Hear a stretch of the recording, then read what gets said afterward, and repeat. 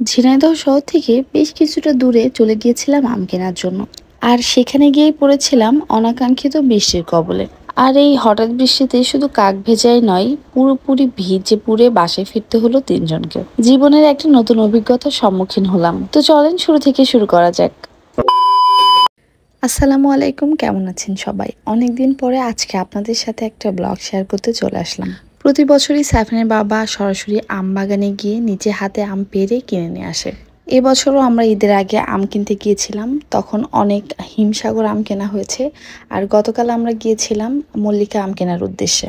চণ্ডীপুর বাজার থেকে একটু সামনে আগাতেই চোখে পড়বে রাস্তার দুই সাইডে অনেক অনেক আম বিক্রেতা একদম গাছ থেকে পেরে নিয়ে আসা ফ্রেশ আম বিক্রি করতে বসে গেছে। আমরা যখন বাসা থেকে বের হই তখন আকাশটা অনেক পরিষ্কার ছিল, কোনো মেঘ ছিল না, তো আমরা এই জন্যই বের হয়েছিলাম। কিন্তু যতই আমরা আগাচ্ছিলাম মেঘটা মনে হচ্ছিল ততই গাঢ় হয়ে যাচ্ছে। মেঘ দেখতে দেখতেই আমরা পৌঁছে গেলাম আমের বাজারে।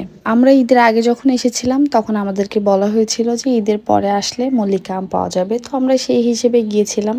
বাট বাজারে কোনো মল্লিকা আম এখনো পর্যন্ত উঠিনি, সব হচ্ছে আমরুপালি আর ল্যাংড়া হিমসাগর এগুলাই ছিল। তো কি আর করার, মল্লিকা আম যেহেতু নাই, তো সাইফানের বাবা বেশ কিছু হিমসাগর আম নিয়েছে।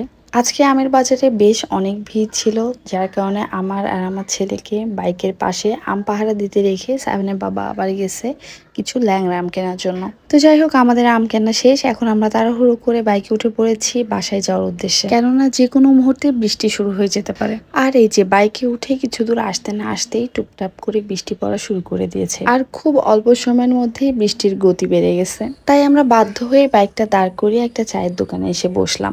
বৃষ্টি একটু কমলে তবেই আমরা বের হব।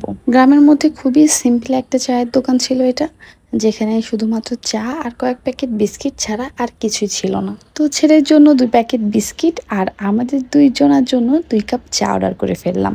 বৃষ্টির মধ্যে বসে বসে গরম গরম চা খেতে কিন্তু বেশ ভালোই লাগছিল। আর সব থেকে বড় কথা, আমরা দুজন একসাথে থাকলে আমাদের কোনো কিছুই বোরিং লাগে না। গল্পে গল্পে কেটে গেল বেশ কিছুটা সময়। বৃষ্টি কিছুটা কমলে আমরা আবারও বেরিয়ে পড়লাম বাসায় আসার উদ্দেশ্যে। চায়ের দোকান থেকে 2টা পলিথিন নিয়ে নিলাম ছেলের মাথায় আর গায়ে দেওয়ার জন্য।